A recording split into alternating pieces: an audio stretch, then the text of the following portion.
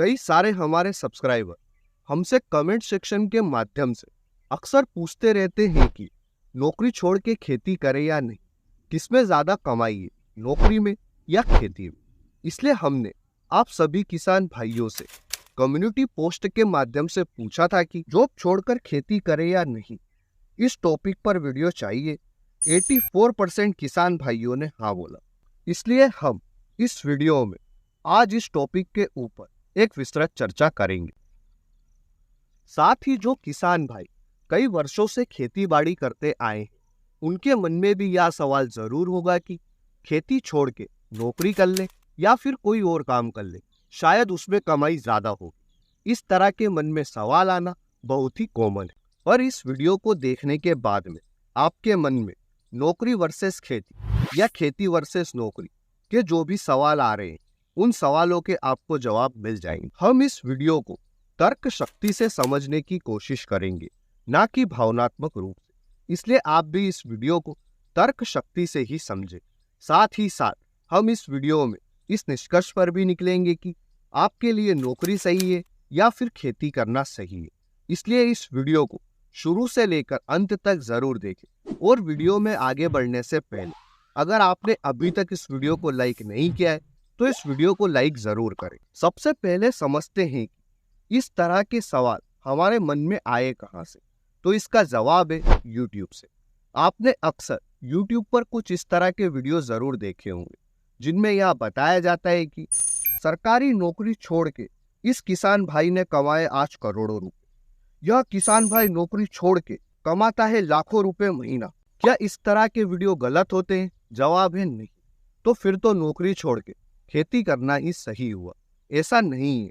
अगर 100 लोग नौकरी छोड़ के खेती करते हैं तो आपके पास में सिर्फ एक जो किसान भाई सफल होता है, जिसकी इतनी अच्छी आमदनी होती है, सिर्फ उसी एक किसान भाई का वीडियो आप तक पहुंचता है, ना कि उन 99 लोगों की जिनकी नौकरी भी चली गई और खेती से भी कोई खास आमदनी नहीं हो रही। इसे और डिटेल में समझने के लिए हम नौकरी और खेती की आपस में तुलना करते हैं और देखते हैं कि इनके अपने क्या क्या फायदे और नुकसान है। नौकरी में हमें एक फिक्स तारीख को एक फिक्स सैलरी आ जाती है, पर खेती में ऐसा नहीं है। हम पहले फसलों की बुआई करते हैं, बुआई करने के बाद में फसलों में खाद प्रबंधन करते हैं, स्प्रे करते हैं और निराई गुड़ाई करते हैं। फिर जब हमारी फसल पककर तैयार हो जाती है और जब इसकी कटाई का टाइम आता है, उस समय पर हमें आमदनी मिलती है। और तो और बीज बुआई से लेकर कटाई तक का हमारा जो खर्चा आता है वह अलग। नौकरी में रिस्क कम रहती है खेती की तुलना में। खेती में पानी कम गिरा तो फसल खराब, ज्यादा गिरा तो भी फसल खराब, और ठंड के सीजन में पाला गिर गया तो भी फसल खराब। लेकिन मौसम की मार का नौकरी पर कोई फर्क नहीं पड़ता, लेकिन खेती पर फर्क पड़ता है। जैसा कि आप देख सकते हैं कि पिछले 1 महीने से लगातार बारिश से हमारी पत्ता गोभी की नर्सरी पूरी तरह से खराब हो गई है। लेकिन नौकरी में जहां हमारी इनकम एक साल में 5 से 10% के हिसाब से बढ़ती है, वह महीने की सैलरी भी फिक्स होती है, ना 1 रुपया ज्यादा ना 1 रुपया कम। पर खेती में ऐसा नहीं है। अगर आपको किसी भी एक फसल का अच्छा भाव मिल जाए तो वह फसल ही आपके पूरे साल की आमदनी निकाल देती है। जैसा कि हमें इस साल फूल गोभी का मंडी थोक भाव 30 रुपए किलो से लेकर 35 रुपए किलो के बीच में मिला और हमारी काफी अच्छी आमदनी हुई। लेकिन सवाल तो फिर भी वैसा का वैसा ही बना हुआ है, नौकरी करे या खेती करे। देखिए, आज के समय में कोई भी व्यक्ति चाहे वो नौकरी करता हो या खेती करता हो, एक ही इनकम सोर्स के ऊपर निर्भर नहीं रह सकता। किन्हीं कारणवश आपकी नौकरी गई तो आपकी आमदनी आना बंद, लेकिन खर्चे नहीं रुकते। चाहे बच्चों की स्कूल की फीस हो, मकान का किराया हो, या फिर हमें राशन का सामान लाना हो, या फिर दवाइयाँ ही क्यों ना लाना हो, खर्चे कभी नहीं रुकते।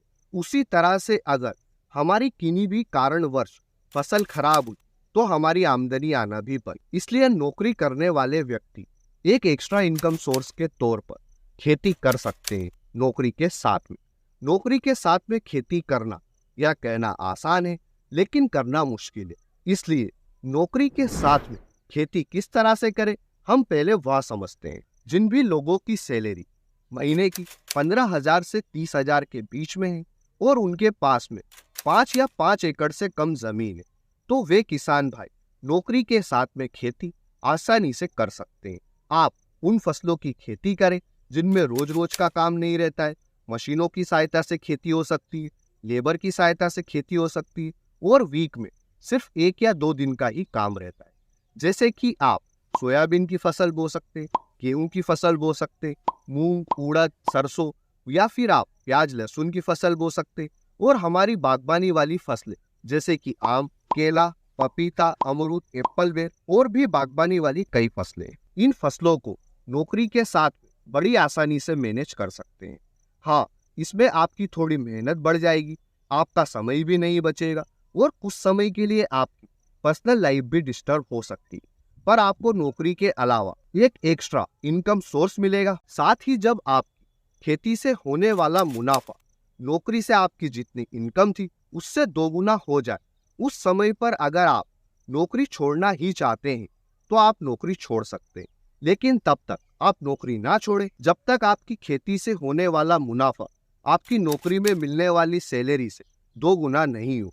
और अगर नौकरी छोड़ना भी है तो आप उस समय पर नौकरी को छोड़ें जब आप खेती और नौकरी को आपस में मैनेज नहीं कर पा रहे हैं, और या फिर आपको आपकी नौकरी में कोई भी इंटरेस्ट नहीं बचा है। मेरा तो यही सुझाव है कि आप नौकरी भी साथ में करें और खेती भी साथ में करें। हमारे खुद के परिवार में ऐसे कई सदस्य हैं जो कि नौकरी के साथ में खेती भी करते आए हैं कई वर्षों से, और आप भी ऐसे कई लोगों को पहचानते होंगे जो कि साथ में नौकरी भी कर रहे हैं और खेती भी कर रहे हैं। इन लोगों की जानकारी अन्य किसान भाइयों को कमेंट सेक्शन के माध्यम से जरूर दें, इनको थोड़ा मोटिवेशन मिलेगा। इसी तरह से वे किसान भाई जो कि अपनी इनकम सोर्स के लिए सिर्फ खेती के ऊपर निर्भर करते हैं और इनके पास में 5 या 5 एकड़ से कम जमीन है, इन किसान भाइयों को भी अपना इनकम सोर्स बढ़ाने की जरूरत है। आप भी खेती के साथ में कोई भी दूसरा काम जरूर चालू करें।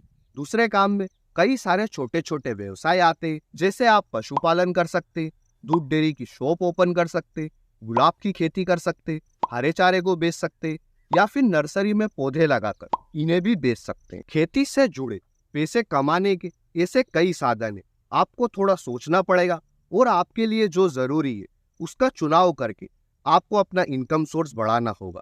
खेती के साथ में आप कोई भी एक्स्ट्रा छोटा सा व्यवसाय करके अपने इनकम सोर्स को बढ़ाएं। अगर मैं मेरी ही बात करूं तो मेरे कुल 3 इनकम सोर्स है। मेरी कुल आमदनी का 60% खेती से होता है और 30% हमारा यूट्यूब से आता है और 9% हमारे हरे चारे बेचकर जो आमदनी होती है उससे आता है। 1% में हमारा वर्मी कंपोस्ट फर्टिलाइजर है, जिसे हमने कुछ ही दिन पहले चालू किया है, इसे अभी और भी बढ़ाना है। इसी तरह से जो भी किसान भाई सिर्फ खेती के ऊपर निर्भर करते हैं उन्हें अपने इनकम सोर्स को बढ़ाने की जरूरत है। तो इस वीडियो से यह निष्कर्ष निकलता है कि जो भी नौकरी छोड़ने का सोच रहे हैं उन्हें नौकरी छोड़ने की जरूरत नहीं है। वे नौकरी के साथ में एक एक्स्ट्रा इनकम सोर्स के तौर पर खेती चालू कर सकते हैं, और नौकरी छोड़ना ही है तो कब नौकरी छोड़ना है इस पर मैंने आपको इस वीडियो में बताया। साथ ही साथ जो किसान भाई सिर्फ और सिर्फ खेती के ऊपर अपनी जीविका के लिए निर्भर करता है उसे भी अपने इनकम सोर्स बढ़ाने की जरूरत है। किस तरह से इनकम सोर्स बढ़ा सकते हैं इस पर मैंने 2 वीडियो पहले भी बनाए, जिन्हें आप हमारे चैनल पर जाकर देख सकते हैं या फिर ऊपर दिए गए आई बटन पर क्लिक करके देख सकते हैं। इसलिए इस वीडियो को ज्यादा से ज्यादा लाइक करें। हर किसान भाई या फिर जो भी नौकरी छोड़ के खेती करने का सोच रहा है उनके साथ में शेयर करें, और चैनल पर नए हैं तो इसे सब्सक्राइब अवश्य करें। धन्यवाद किसान भाइयों। जय जवान जय किसान।